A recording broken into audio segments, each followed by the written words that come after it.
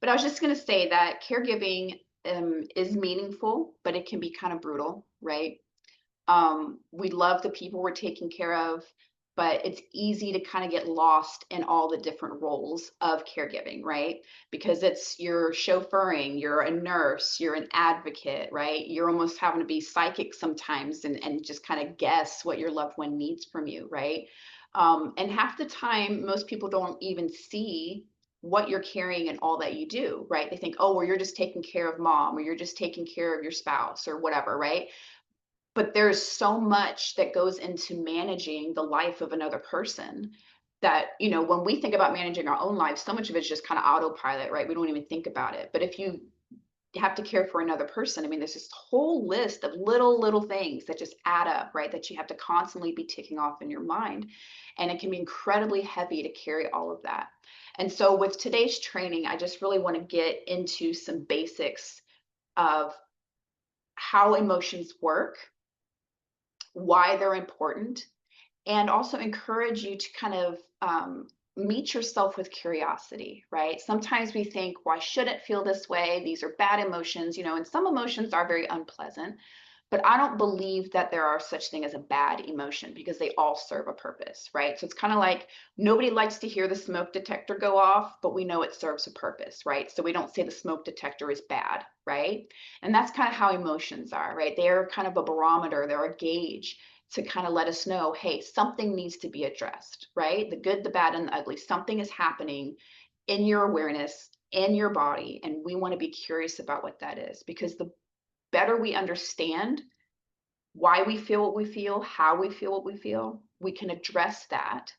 And that's how we maintain the sustainability of caregiving, right? We really have to be self-aware, because we are navigating very complex issues, right? Very complex and, I would say, tumultuous emotional terrain sometimes. And it can be so easy to snap, right? Or to break or to bend and give up, right? And so when we understand our emotions, it helps us to really build resiliency, right, to stress and overwhelm, which is what it takes, right? We need that endurance because we're in it for the long haul, right? This is not a sprint, it's a marathon, right? And so we have to train in different ways to make sure that it's sustainable and we can make it to the finish line, right? So before we go any further, I have a bit of a reflection question for you. And if you want to answer it in the chat, feel free, but nobody's going to pop quiz you or anything like that. This can be just for you. I want to ask, what have you carried this week that no one else saw? Right? So just take a moment and answer that for yourself. And sometimes in caregiving, you can get so busy, you don't even have time to think about reflection, right? You don't even have time to think of all the things that you're carrying, right? You're just pushing through, right? And sometimes that's necessary. But take this time as an invitation to really look inward, get curious, and think, what have you done this week? What have you carried emotionally that no one else saw? Was it grief? Was it doubt? Was it guilt? Was it pride? Was it joy? Oftentimes, though, if you're feeling joy, everybody knows about it, right? It's those quieter ones that we tend to not share with other people, but they should never go unaddressed, okay? And that's what we're going to learn today, is how do we address that? So what is emotional literacy? So it's very simple. It's just the skill of naming what you feel, right? I feel this way. I feel fill in the blank, right? And it's really a tool, right? It's a care tool. It's a resource we have. It's a skill set that we can improve upon and build upon. Because sometimes people go, well, I don't really know how I'm feeling, right? And that's okay. Maybe you don't. Maybe you're feeling ambivalence, and that's what that is, right? But it's important that we do try to name what we feel so that we can understand what is our body, what is our soul, what is our, mind trying to tell us that we need to address, right? And so when we name what's going on inside of us, you're less likely to get swallowed up by it, right? I feel like when you name something, you kind of bring it into the light and it almost loses some of its power, right? Um, And so it's kind of like checking the dashboard when you're driving, right? If a warning light comes on, you don't just throw the whole car away, right? You notice it and then you tend to it, right? Unless you're like me, just turn the music up. But most of the time, we address something, right? We kind of know that there's something going on. We don't just ignore it and wait for the whole car to break down, right? So, if caregiving is a long drive, emotional literacy is checking the dashboard, noticing when the lights are blinking before the engine overheats, right? And so emotional literacy, when we name what we feel, we can tend to it. It helps to reduce the overwhelm. It helps us to avoid burnout, and it helps to improve the way we communicate with other people, right? If you just say, well, I'm just frustrated, okay, that's great. Say you're frustrated, but then kind of what's going on underneath that, right? What's frustrating you? Why do you feel that there's barriers or boundaries to what you want to get done, right? So it's not just naming it, it's a big part of it, but it's trying to understand it and then also addressing it, okay? So why does it matter? Unfortunately, a lot of us were not taught about our emotions, right? Unless, if you're old school like me and your parents were like, well, quit crying or I'll give you something to cry about. That was pretty much the extent of my emotional literacy growing up, right? It was always about, let's push the uncomfortable ones down so that nobody else is bothered, and then pretend that you're, more palatable, right? A lot of us have had that kind of upbringing. And so we weren't really taught how to talk about our emotions. We're always taught how to make them more pleasant for the people around us, right? Which is really just self-denial, cultural expected self-denial. And so it makes sense that a lot of us don't really understand what we feel, why we feel, and how to handle it, right? Because it was never really taught to us as we grow up, right? Um, but emotional strength doesn't mean that you're pretending that you don't feel something, right? It just means you're being honest enough with yourself to admit what's real, right? To name what you're really feeling so that you don't get buried underneath it, okay? So when we don't name what we feel, it doesn't go away. Okay.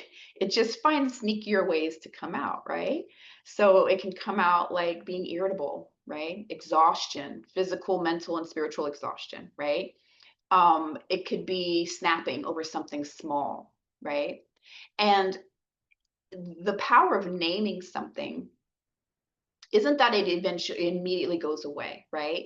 But it kind of gives it form, and it kind of gives you it gives it like parameters, like, okay, I'm dealing with this now. And for me, at least, if I'm feeling, let's say if I'm feeling guilty, right? Because I get mom guilt a lot. If I'm feeling guilty and I don't name that feeling and try to figure out where it's coming from, it just kind of like spins and like grows in my head. It's kind of like a little spiral that turns into this huge tornado, right, in my mind. But if I say it, or if I write it down in a journal, or if I just admit it to myself, I'm feeling guilty, it's almost like it gives me enough footing in that feeling to address it. Okay, kind of like flipping the lights on and the ghosts kind of turn back into the pile of clothes on your chair, right? It gives it more form so it doesn't seem as intimidating. So unspoken feelings are like weeds in the garden. If we ignore them for too long, they take over, okay? So naming helps us to be compassionate to those parts of us that are struggling, right? If we ignore it, we can't address it. So why do we even have emotions, right? What are they for? So I've mentioned this in a couple other trainings, and I'll mention it again here because I think it's such an easy way to remind ourselves the value of knowing our emotions, okay? I read somewhere that emotions are energy in motion. And so when you bottle up that emotion, when you stifle it or pretend it doesn't exist, it just builds, right? The pressure still builds. The motion is still there. You're just damming it, right? And so the pressure is going to continue to build. So if you think about emotions as motion, they need to kind of flow through, right? And so naming the emotions, being curious about those emotions, it allows them to kind of flow out, right? So they don't stay inside getting louder and stickier and yuckier, right? They don't get sticky and weigh us down, okay? So again, emotions are not bad. They're messengers, right? They tell us what's going on. They tell us what matters. So here's a few we can go through. Grief, it's uncomfortable, it's unpleasant, but it shows up because something matters to us, right? Something that we lost was important. And that's where grief comes up. A lot of times people want to run away from grief because it's so unpleasant, but it's really saying, hey, you cared about something. It mattered to you, right? And so it just is a reflection of our humanity. Anger says that a boundary was crossed, okay? Anger can be one of those things that is kind of given a bad rap because so many of us handle anger poorly, right? But anger in and of itself is not bad. Sometimes our responses to it can be a little bit damaging, right? But anger can also be an amazing catalyst for change, right? It is that one emotion that explodes and says, no more, stop, I've had enough, right? The good, the bad, and the ugly, okay? So I know for me, I used to struggle with anger a lot, right? Um, and I would always feel bad for feeling angry. But once I realized that anger was actually like a protection, right? It was kind of a reinforcing of a boundary that had been crossed. Then I started to see it a little differently and I started to dance with it a little differently. So when I felt anger, instead of exploding, I would get curious. What boundary was crossed? What injustice did I just witness or experience? Right? And then how can I set the parameters of my boundaries to where it doesn't cross the line again, right? Whether that be with the way I manage my time, the people I allow to have influence in my space, right? Anger shows up because it says something has to change because this isn't good for us, right? Guilt. So guilt just means you care about something, right? And you care deeply, right? I wish it was different because I care, right? And then overwhelm. Overwhelm says that you've reached your limit, right? That you have to take a step back, that you have to pull something off of your plate. And I think it's easy to get overwhelmed in a caregiving role because you are doing so much, right? You are literally living the life of two people, right? Of you and your loved one, right? And if you have other kids or other, relationships or spouses or whomever, you still have to pour into those relationships as well. So it's very, very easy to become overwhelmed as a caregiver. And so that's why sometimes it's just unavoidable, right? Because the role is overwhelming. But we can also take more on than we need to, right? If you're in a caregiving role, odds are you're a very compassionate and empathetic and helpful person, right? So you probably, in some capacity, caregiving before you became like an official caregiver, right? You're probably the go-to person if somebody needed something, right? And now you cannot do those things like you used to, but you haven't yet told those other people no, right? And so the expectation is that you're still going to continue doing those things and pouring into those relationships as your caregiving intensifies, right? And so sometimes overwhelm shows up and says something's got to give, right? So there's some things that you just have to do that you can't say no to, but then there's other things that you can say no to, right? And so overwhelm shows up to kind of give you that prompting to reevaluate what all have you said yes to and what can you let go, right? So again, these are not signs that you're failing. If you feel these feelings, these uncomfortable ones, it just means you're a human being, right? And all emotions serve a purpose, right? Emotions are not the problems. They're just signals, right? It's our internal nervous system. It's our internal thought process saying something is pushing too much, right? Something is too much for me and I have to adjust it. So I want to show you this, and you might not be able to see it very clearly because it is kind of written small, but this is what we call a feelings wheel or an emotions wheel, okay? And in the center, you've got some of your basic ones, like a sad, mad, joyful, scared, right? But then you've got these branches, and there's deeper, more nuanced emotions underneath each one, okay? So let's look at scared first, okay? So in the first little triangle, we've just got scared. I'm feeling scared. But then the next ring, we've got rejected, confused, helpless, submissive, insecure, anxious. Okay, so these all are in that wheel. These are all, I guess, flavors of scared, right? And then you go out and you've got some more nuanced words, right? Like bewildered, insignificant, weak, embarrassed. Okay. But they all stem from that initial emotion of scared. Okay. So when you start working on emotional literacy, um, it's kind of interesting to look at something like this and say, yes, I feel sad. But then you start to get curious, what nuances or what flavors are underneath sad that you're really feeling. Okay, well, I'm feeling sad because I'm lonely, right? And I feel lonely because maybe I have a hard time making connections because I feel inferior, right? So then you start to kind of get into those layers. Okay, well, what makes you feel inferior? Who told you you were inferior? Where did you pick up that belief? Where's the proof? Right? So emotional literacy starts with the very block feelings, but we kind of travel deeper into those roots, and that's where that healing begins, right? So I feel inferior because maybe the way I grew up, right? And that made me pull away from wanting to become friends with people or put myself out there. And so now I'm lonely, and that loneliness makes me feel really sad, right? Keep in mind, human beings, we are incredibly complex creatures, okay?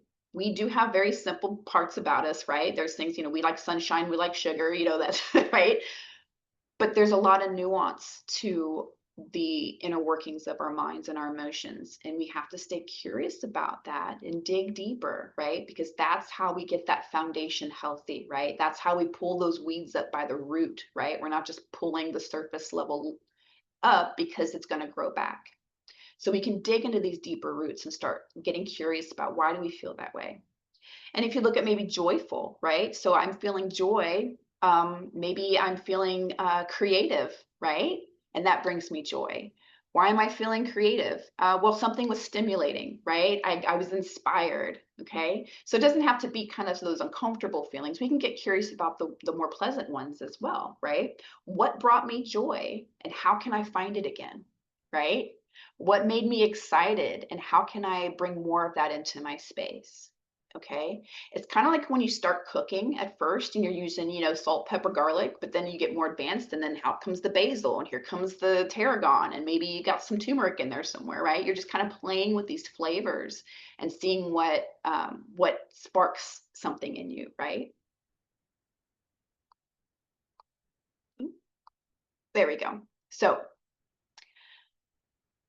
back to the basics, okay? Because I don't want you to be overwhelmed. I just wanted to show you that chart so that maybe you can get inspired. You can look them up online and print them out, and it gets kind of fun after a while. You can start digging into yourself, but we'll just get back to the basics here, okay?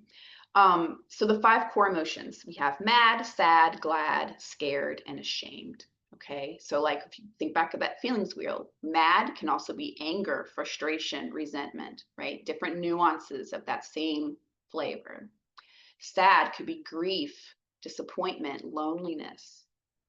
Glad could be joy, contentment, or even relief, right? Fear, anxiety, dread, those are all nuances of scared. And ashamed can mean that you feel guilty or embarrassed or inadequate, okay? So this isn't a test, right? Well, you said you were mad, but you're really resentful and they got it wrong, right? That's not right. Okay. These are just invitations to say, maybe we can expand our vocabulary a little bit to really pinpoint what we're feeling and what caused us to feel that way and addressing that. Okay. Because sometimes you can be mad, you're having a bad day and you're mad because, you told somebody to take the chicken out the freezer and they forgot and now you don't have a plan B for dinner and you're mad about that, right? But then you can start getting in there, be like, okay, well, I'm frustrated because I have to do everything. I cannot count on you to do one thing, right? And that makes you maybe feel resentful because it happens over and over and over again, right? And so you're not just addressing, I'm mad, which is like that in the moment feeling. You're going down deep into a pattern, right? That's causing resentment. And then you address the resentment and then the anger and the frustration and being mad, the surface level expression of that lessens, okay, because you've found the root and you've pulled it out, okay? So that's why emotional literacy is so important, because it's not just about cutting the heads off the weeds in your garden, it's locating the root and pulling it out, okay? So what happens when we don't name it? I kind of touched on this before, with that energy and motion, right? The emotions are energy in motion, which I'm not sure, I might have been muted at that point. But emotions are energy in motion. And so when we don't address the emotion, when we dam up the flow, it just swells, right? It doesn't go away. And so when we don't name it, when we skip that step, when we don't check in on ourselves, right? It can show up in other ways, right? We might feel tense and we don't know why we're feeling tense. Okay, well, maybe you're holding on to resentment, right?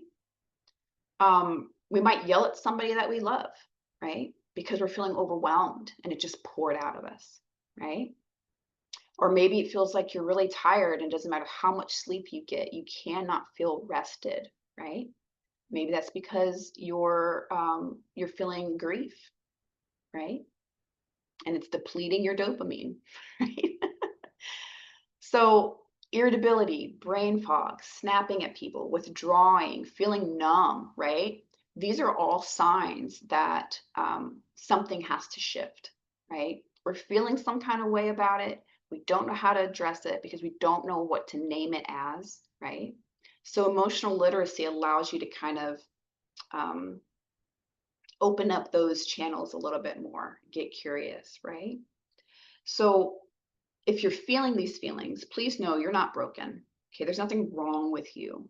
You're just probably carrying a lot and you haven't named it and you haven't addressed it yet, right? Remember, the emotions we feel, they're just signals, right? They're lights on our dashboard in the car saying, hey, get your oil changed. You're out of wiper fluid, right? You just backed into your neighbor's mailbox, right? Whatever it is that you did. But that's just part of how we're wired, right? It's a good thing that we have these feelings because it allows us to address what needs to be addressed, okay? So how do we practice emotional literacy? Okay, how do we get to where we can actually name what we're feeling, right? How do we build this skill? So think of literacy, emotional literacy, in the same way that we think of, just your average normal literacy, right? When we learn how to read, we mispronounce the words, right? Maybe we can't sound it out, right? We don't understand blends and things like that. And it's kind of awkward, right? But the more we do it, the more fluent we become, the more literate we become with reading. And emotional literacy is not very different, okay? So here's a 4-step method, okay? Pause and notice, okay? You've got an emotion, take a moment, notice what's happening in your body, okay? A lot of times people think our emotions are just up here in our head. They're not. Okay, emotions travel throughout our entire nervous system, right? We are a nervous system in a meat suit, basically. So like if you are not addressing your nervous system, you're going to be, worse for wear. So what's happening in your body, right? Are you tightening your shoulders, right? Are your shoulders up to your ears? Maybe your stomach is feeling some kind of way, right? Maybe you're shallow breathing or not breathing at all, right? What's going on in your body when you're feeling what you're feeling? Or even if you're thinking about something positive, right? Maybe you're joyful. And so where do you feel that? Maybe is there an opening in your chest, right? Can you breathe deeper, right? Is your heart beating because of your excitement, right? Just notice what's going on. Next, give it a name, right? Even if it's a messy name, right? I feel sad. I feel exhausted, right? And you can feel more than one. Most of us do. You can say, well, I feel tense, so it's probably I'm feeling anxious, right? So name it. Next, tend to it. Okay, what helps? If you're feeling a lot of anxiety, if you're feeling a lot of anger, if you're feeling a lot of grief, what helps? So maybe some somatic practices, right? Movement in the body, maybe a deep breath, maybe calling somebody that you know can be there and hold space for you and give you compassion, right? Maybe you need a nap. Maybe you need a little snack, right? What fixes it? What helps you? And I'm not saying what is like an unhelpful coping mechanism, right? Like, well, I feel sad, and if I drink 5 shots of tequila, I'm not sad anymore. So that's how I, no, that's not what I'm saying. But what are some healthy, not maladaptive ways that we could cope, right? Is it sunshine? Is it a hug, right? Is it gratitude practice, right? How do we counteract those feelings in a healthy way? How do we tend to it? And then finally, trust it, right? Trust yourself. Your feelings are valid. You're allowed to feel what you feel, right? Our feelings are just data, okay? It's telling us something needs to be addressed. And then we think about it, we get curious about it, and then we formulate a solution, right? How do I tend to this? How do I validate it, right?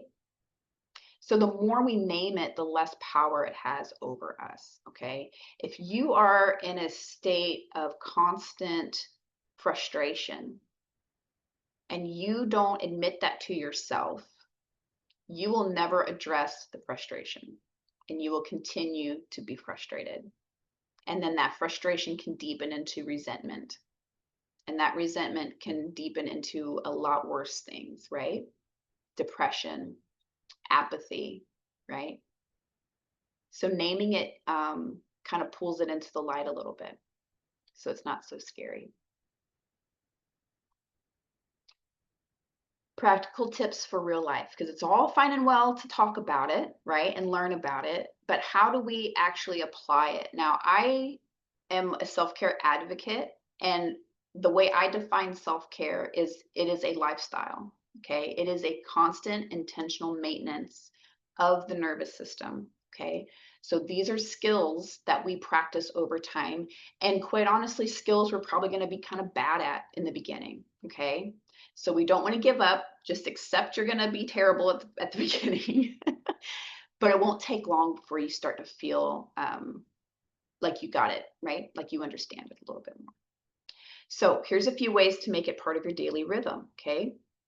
Keep a short emotion word list somewhere where you see it, right? Maybe on your vanity. So when you're brushing your teeth or whatever, you can kind of do a little check-in. Maybe on your refrigerator. So if you're getting yourself something to eat, it's right there, right? Somewhere where you're going to see it every day, okay? Check in with yourself, right? Maybe when you're pouring your coffee, what 2 words describe how I feel today, right? I'm feeling excited and I'm feeling tired, right? And then pair your check-in with something that you already do, right? So like something you're doing every day. So I know every day I'm going to take a shower. And so maybe in my shower, that's where I'm going to do my emotional check-in, right? So it doesn't have to be something that you set aside time for. I mean, of course you are setting aside time for it, but like it can be done in tandem with something else that you're already doing. Okay. So we're not asking you to, add more hours to your day. We're just saying, kind of sprinkle this in throughout the day as you're going through, right? So keeping a feelings word list nearby, using body cues, right? Wow, I'm feeling a lot of tension, or I've got a headache, or my stomach hurts. Why? What's going on? It could just be you got a, flu bug or what have you. But a lot of it could just be, your emotions, right? And they needing to be addressed. That check engine light is coming on, right? And then give yourself permission to feel more than one thing, right? You can be happy in what you're doing and still have an undercurrent of grief, right? You can be grateful that you have the capacity to care for your loved one and still be angry that you're the only one doing it, right? We are not static creatures. We have an entire pantheon inside of us, right? So it's okay to feel more than one thing at once. In fact, I think it's a little weird if you don't feel more than one thing at once. I mean, not weird like in a derogatory way, but I mean, it's abnormal. Most people are not feeling just one thing, right? So don't beat yourself up if you have, duality in you, right? That's human nature. Okay?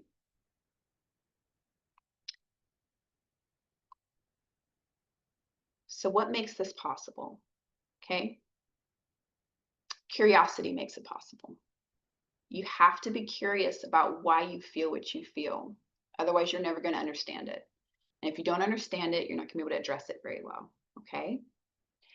Emotional literacy helps you to speak your needs, right? Before you're screaming them out to everybody, right? You can communicate them more clearly to yourself and to others, right? It helps you to notice what's yours to carry and what's not, right? Sometimes we carry other people's emotions. Sometimes we carry other people's burdens. Sometimes we take ownership of how other people feel and it's not ours to carry. Okay. A lot of people pleasers struggle with this, right? I don't want them to be upset with me, right? It helps you to respond instead of react, right? And this is what takes a lot of practice, though, right? Sometimes, especially if it's been building up for a while, that reaction is sometimes something you can't control, okay? But over time, if you allow yourself just that moment of curiosity, just something to slip in real quick before you react, you're going to be able to respond, right? Instead of just blowing up or walking away or, oh, I'll just do it, right? That defeated kind of feeling that we get sometimes. And it helps us to stay connected to who we are and not just what we're doing, right? Hey, I'm a human being underneath all this. Who knew? Right? So it helps you create a space for yourself to be real and not just function, right? To be caregiver and person, right? And individual and, someone who needs care as well. Okay. So when we do that, we can keep caregiving without losing ourselves in the process as much, right? Reminding ourselves of our own humanity can be an amazing tool to keep what we do sustainable, right? So when we name it, we can tend to it, right? And when we tend to it, we can keep going, okay? And that's the goal because the job isn't going anywhere and it's probably not going to get any easier. If anything, depending on the diagnosis of your loved one, it's probably going to get more difficult the longer you do it, right? So developing these skills as soon as you can is going to be very, very helpful for you and your loved one. And it's never too late to start, okay? Maybe you've been caregiving for 15 years and you're like, well, how's this going to help me now? It can still help you, right? You can still learn these skills. All right. So here's some time for reflection, okay? If you want to answer it in the chat, you're welcome to do so, but you're under no obligation whatsoever. This is just for you to sit and think, okay? Just invite you to a quiet moment of reflection, okay? So what emotions are you most comfortable naming, right? What's easiest for you to name? And it might come to a surprise to some of you, but I'm fine isn't really an emotion, okay? That's kind of a mask we wear sometimes, I think, right? But what emotions are you most comfortable naming? And which ones are more difficult for you to acknowledge, right? I've talked to a lot of you all throughout the years, and it seems like, saying you're overwhelmed, saying you're tired, saying you need a break is almost taboo, right? But it's true. It's common. It's been studied. But there's probably some that are easy for you to name and some that are more difficult. Just kind of think about what those are. And then what is one small way you can begin naming how you feel this week, right? How can you start practicing it this week? You can even just think right now, how do I feel right now? What's going on in my body as I'm exploring that feeling, right? So whatever came up for you, that's where you start, okay? It's just awareness, right? No pressure to fix or to explain it away, right? We just notice it and we accept it because we're human and we're allowed to feel what we feel. We need to feel what we feel, right? All right. Final thoughts. If no one's told you lately, thank you. Thank you for the work that you do. Thank you for your care, for your love, for showing up even when it's hard, right?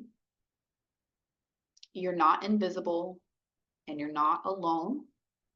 You're allowed to feel what you feel, okay? And if no one's told you this lately, you're doing way better than you think you are, okay?